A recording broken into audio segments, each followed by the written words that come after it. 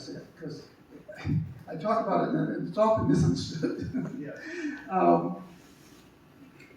People bring to their politics something of their upbringing and their experience. The experience of a mixed race person, either in the South or in the North, is going to be very different than the experience of someone who's raised on a And also being free is different from being most critically being free. Even those in the South who were often the children, if not the planter, of someone in the planter's family, were favored in terms of, say, let's say, job assignments, would get opportunities for training as an artisan of some sort, carpenter, blacksmith, which then they would translate into readily occupations, which would put them in a category very different in terms of their social, economic, and other experience than educational. And educational too, Yeah. most importantly. So the differences were not simply about, color prejudices, although there was some of that. The brown society. Yeah, but rather what was behind that. I mean, what that signified in terms of their actual lived experience.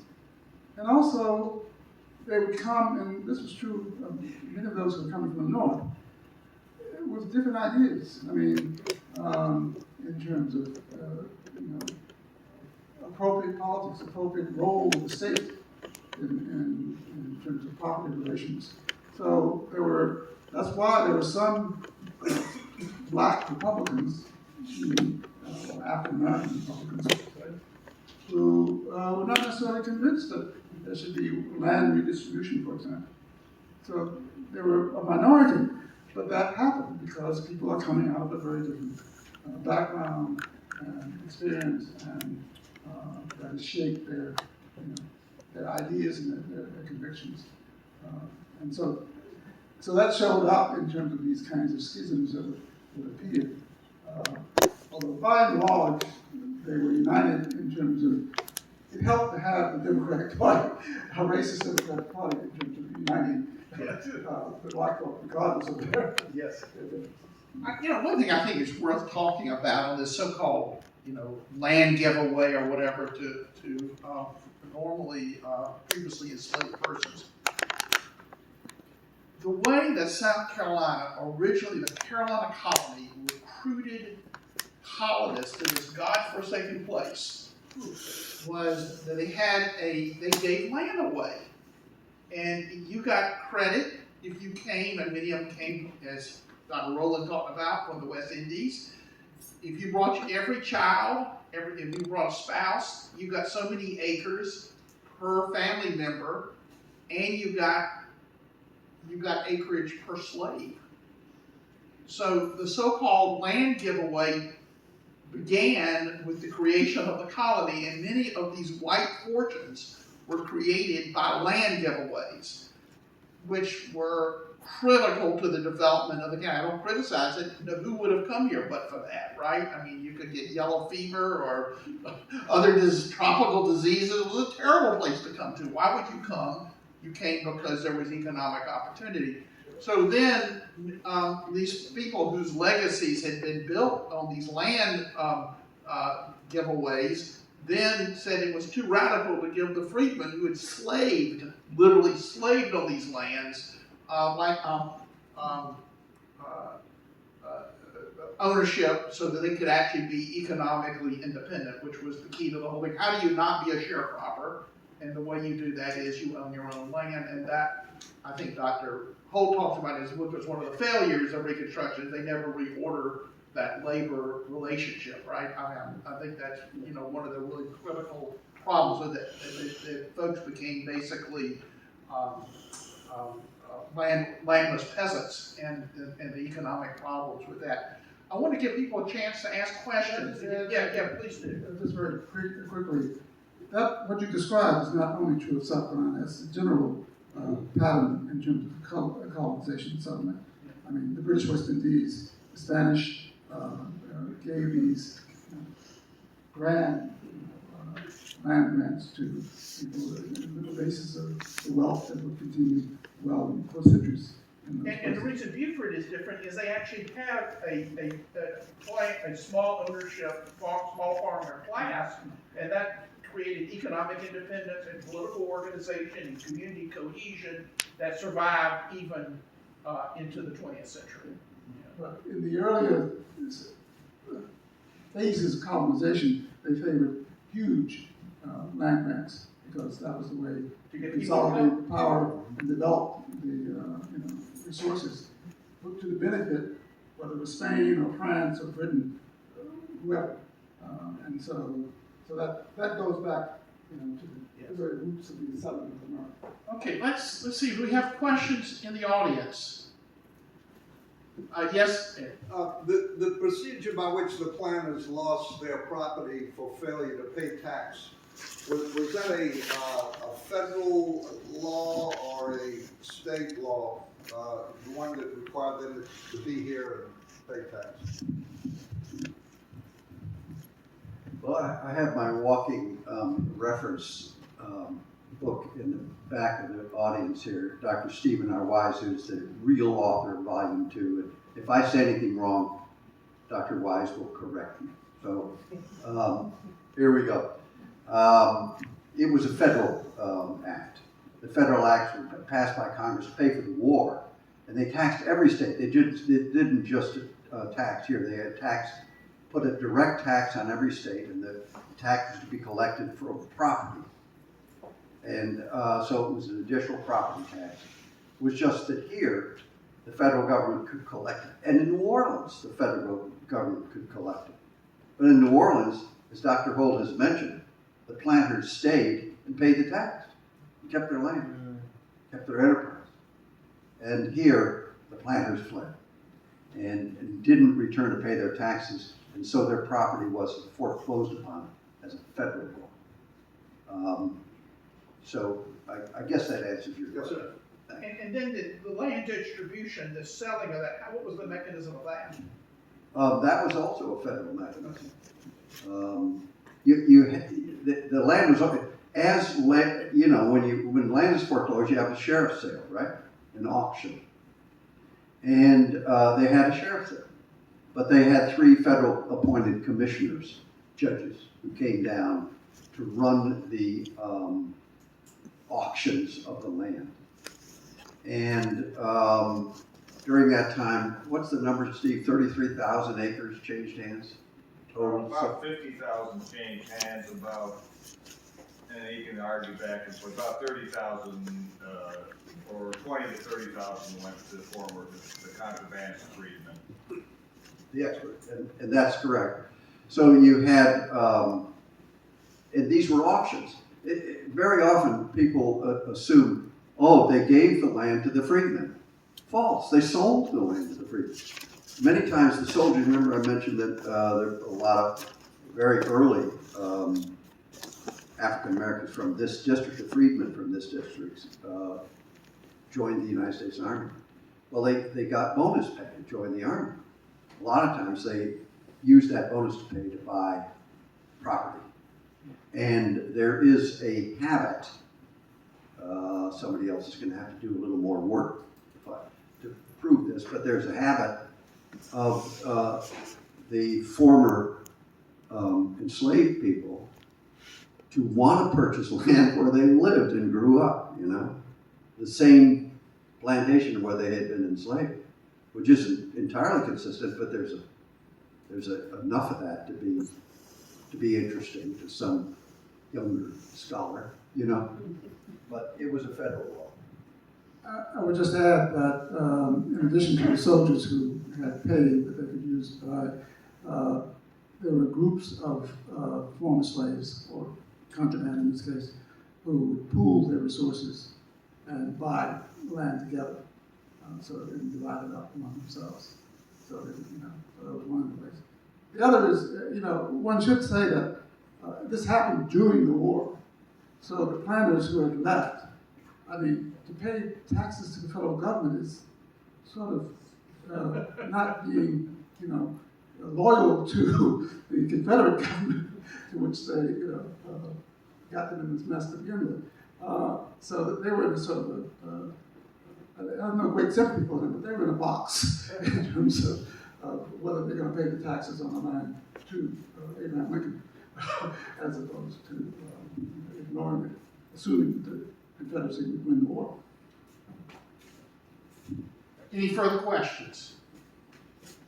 Yes, Dale. I just wanted to bring up the role of the Penn School in this process, because I think it made a big difference during the war. Of course, the school started, and it was not only educating people, both children and adults, but also was setting up an infrastructure to help people gain land and hold on to it. And let me repeat it for the broadcast just so it's, Dr. Rosengart has raised the question about the role of Penn Community Center, which was formed by Quakers, I believe, shortly after the Port Royal experiment began.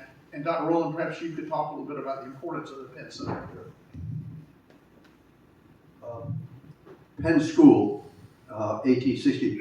Incidentally, it was not the first freedmen school. There were earlier freedmen schools that were established here but didn't survive. It's the symbol. It's the symbol of one of the earliest freedmen schools in 1862. And when they moved the campus towards the end of the war to the present location, it's part of. Let me point out that in the back is the superintendent of the Federal Reconstruction Park, National Park, Scott Todorsky, and we thank him for his service and all the employees of the federal government. One of the places that they have set up as part of their headquarters is at the Penn School, on the grounds of the Penn School. And the Penn School is sort of the symbol of this whole movement towards education of the freedmen. It was very important to Beaufort County, very important to St. Helena Island, obviously, very important as an example to the subsequent provision of public education to Beaufort County. It was originally private education, and then when the Constitution of 1868 was passed, there was a provision requiring the state to provide at least 3 years of basic literacy education to all South Carolinians, white or black. That provision of the state constitution of 1868 was written into the Constitution by Robert Smalls of Beaufort. In Beaufort School District number 1, first public school, about 2 blocks from where we're sitting, which is now the University of South Carolina's Performing Arts Center, or Center for the Arts, as they now call it. And on that site was Beaufort School District number 1. So public education began with private education at Penn School. Penn School survived until modern times. And I'll just tell you one story about Penn School. It was originally, as long as Laura Town was there, till the turn of the century. It was sort of a classical academy. In other words, you had to learn basic Western civilization history, and you had to learn to read and write.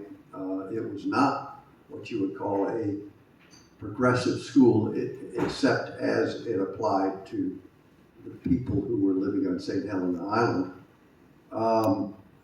But the Penn School graduates were exceptional, and they succeeded in life. And during the early 20th century, there was the great exodus of African Americans. This is a very poor place in the 1920s and 1930s. In the 1930s, the average salary for a farm worker, which was the average labor in Beaufort County, was $90 per year. The total taxable wealth of Beaufort County in 1935 was $3.7 million. We could walk from here to a house that's worth more than that today. But the point being that this became so poor that African Americans just fled the American South, the whole American South, not just Beaufort County. But Beaufort County lost half its population between 1890 and 1940. And most of those folks who left were African American migrants to the north. And many of the Penn School graduates formed a club in New York City. Interestingly enough, the Penn School graduates who got to New York could read and write. So they went to work in the post office at a time in New York City when more than half of the white population could not read or write English. The graduates of Penn School could read and write English. And they went to work, most obviously, the post office where they had to sort mail, and succeeded in New York City. And so they formed a club in which they raised money every year. They had wonderful parties and raised money every year for scholarships to go to this elite private African-American institution on St. Helens Island, which they were very proud to have been graduates of. So it was a formative institution, a symbolic institution, and ultimately a very successful institution on isolated rural St. Helens Island, Penn School. It's a symbol of a great deal of what Superintendent Todorsky is now promoting to the American public. So thank you.